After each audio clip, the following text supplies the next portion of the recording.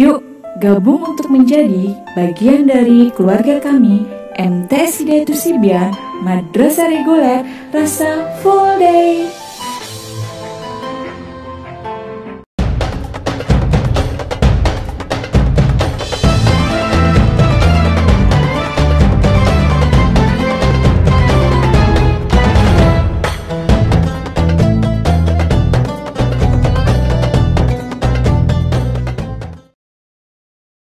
Assalamualaikum warahmatullahi wabarakatuh. Alhamdulillahi rabbil alamin. Allahumma salli wa sallim ala Sayyidina Muhammad wa ala ali Sayyidina Muhammad.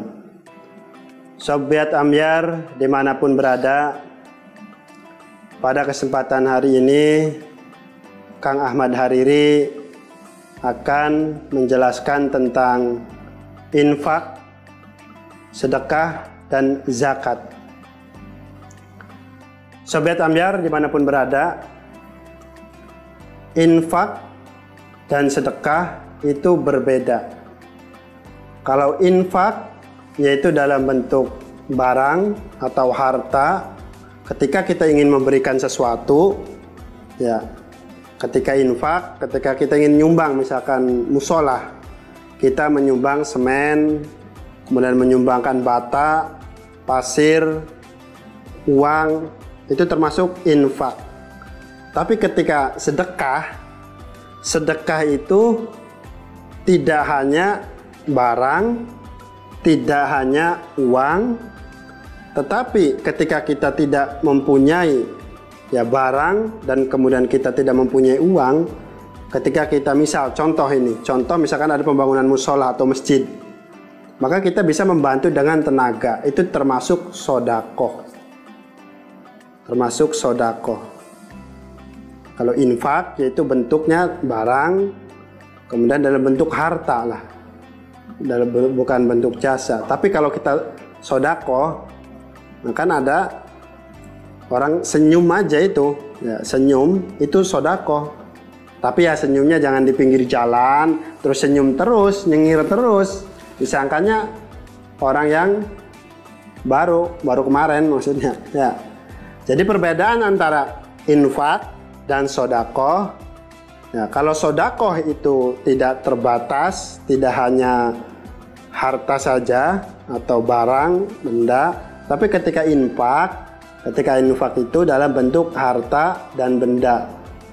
Harta termasuk misalkan uang, kemudian bendanya misalkan ketika kita membantu pembangunan masjid atau musola bisa berbentuk yang tadi saya jelaskan tentang barang-barang, bangunan dan lain sebagainya. Infak ketika kita misalkan di jalan nih.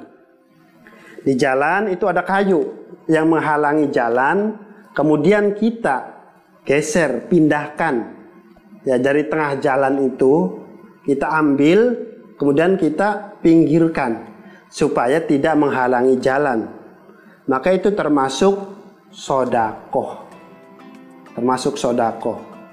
Jadi kalau sodakoh itu tidak hanya berbentuk uang atau duit atau barang. Bahkan tersenyum juga termasuk sodakoh. Dan meringankan beban orang lain itu tidak hanya dengan uang. Kalau kita di masyarakat khususnya nih di Cirebon, ya masih ada suatu kampung itu ketika orang membuat rumah, ya, kita tidak bisa menyumbangkan, membantu misalkan harta, kita bisa membantu dengan tenaga. Maka kalau di kampung-kampung kita ini masih gotong royongnya masih lumayan. Gotong royongnya itu seperti zaman dulu. Beda dengan perumahan, mungkin agak kurang kurang kompak seperti di kampung perbedaannya. Ketika kita membantu dengan tenaga itu termasuk sodakoh sama. Dan kemudian zakat. Zakat itu sebenarnya infak dan zakat sama-sama mengeluarkan harta.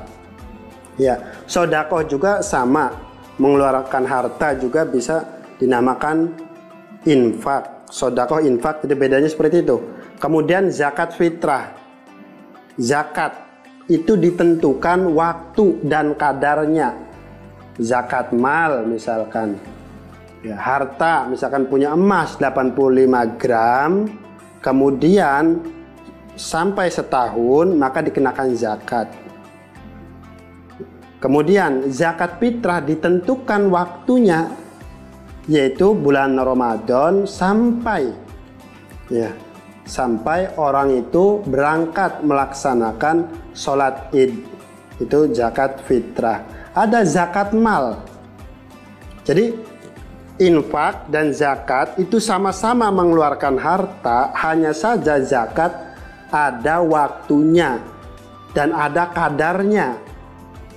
Ya, jadi ada kadar harta minimal ya yang kena zakat. Contoh, punya kambing 40, ya zakatnya 1. Ketika sudah 1 tahun, ya punya kambing 40, zakatnya 1.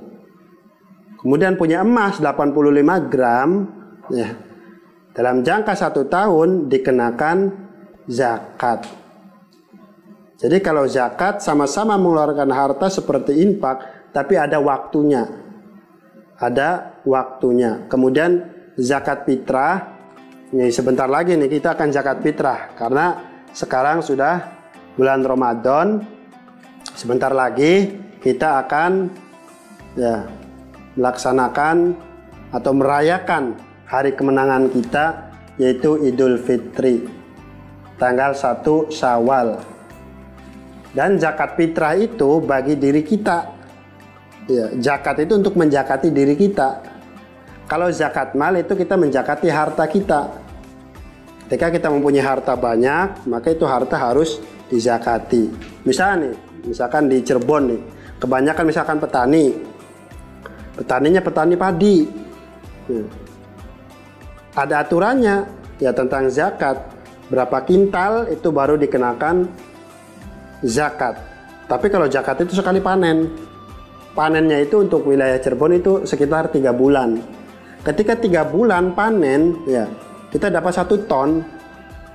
10%-nya yaitu 1 kintal itu dikeluarkan untuk zakat. Sama misalkan nanamnya misalkan jagung juga sama. Itu kalau yang 10% itu kalau diairi air sungai. Kalau diairi air sungai, airnya itu bukan beli. Kalau misalkan kemarau airnya itu beli, maka beda lagi perhitungan zakatnya. Jadi Sobyet Ambyar perlu dipahami dan perlu diketahui antara infak, kemudian sodakoh, kemudian zakat. Jadi ketiganya ini ada perbedaan. Jadi kalau zakat yang sekarang akan kita laksanakan itu ada kadarnya. 1 sok kalau untuk zakat fitrah. 1 sok itu kalau menurut aturan Kementerian Agama, kemudian di Bajnas ya, yang menangani tentang zakat, kebiasaan kita atau sudah mafhum kita alami di Indonesia, yaitu zakatnya itu 2,5, jadi 2,5 kilo untuk bahan pokok yang ada di Indonesia itu, yaitu beras. Jadi kita ketika zakat fitrah kita mengeluarkan beras 2,5 kilogram.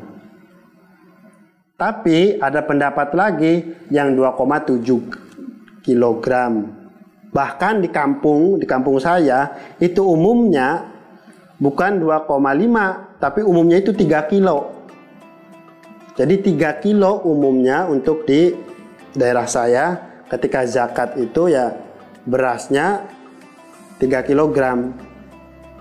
Jadi ada pendapat misalkan para kiai di sekitar bahwasanya ketika misalkan 2,5 menurut pendapat Bajnas itu sudah memenuhi, ya sisanya itu hitung-hitung buat sodakoh sajalah, tidak termasuk zakat. Jadi untuk kehati-hatian, karena ada banyak versi yaitu ulama-ulama itu tentang menafsirkan 1 sok itu.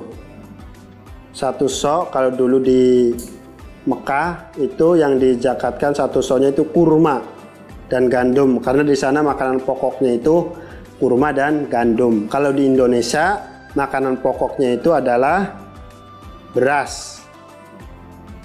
bisa jadi di belahan Indonesia juga yang bukan beras. Misalkan makanan pokoknya jagung, maka misalkan jagung zakatnya. Misalkan di daerah lain lagi, daerah Indonesia Timur, mungkin beda-beda lagi. Jadi yang dizakati untuk zakat fitrah itu yang dikeluarkan yaitu bahan pokok, makanan pokok penduduk sekitar. Umumnya kalau di kita di sini pakai beras. Oke, itu saja Sobyet Ambyar. Sudah bisa dipahami ya antara infak, kemudian sodakoh, dan zakat. Itu saja yang bisa saya sampaikan. Kurang lebihnya mohon maaf. Wallahul muwaffiq ila aqwamit thoriq. Wassalamualaikum warahmatullahi wabarakatuh.